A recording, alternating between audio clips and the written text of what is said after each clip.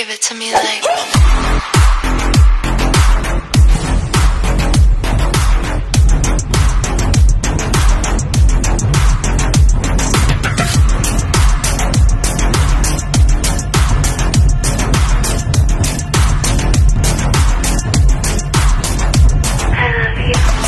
Hi guys, today magluto ako ng corn kernel. Ayan na, may meron akong half kilo of chicken fillet.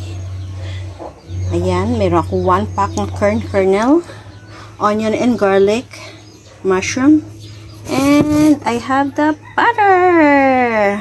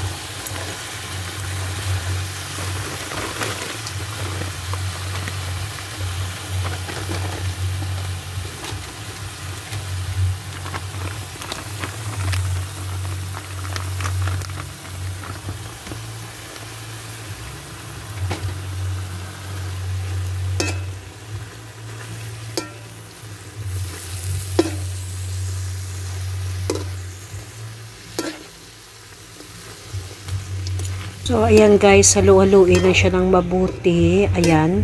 So, nilagay ko na yung 1 pack na corn kernel. Mas maganda sana guys kung meron tayong carrots. Kaso lang, mahal yung carrots. At tinipid ko talaga guys yung ingredients ko. Kasi syempre malayo pa yung sahod. So, tinitipid-tipid ko muna yung ingredients ko. Pero mas maganda sana. Ayan guys, it simmer na. So, mas maganda sana guys kung meron siyang cream of mushroom aside from slice of mushroom. Ayan guys, nilagyan ko siya ng mushroom slice. Mas maganda sana kung marami yung mushroom at saka merong carrots. Ayan, so pasensya na kayo, tinipid ko talaga guys. At sige, lagyan mo ng 1/4 cup of diluted cornstarch para pampalapot siya guys. Ayan siya.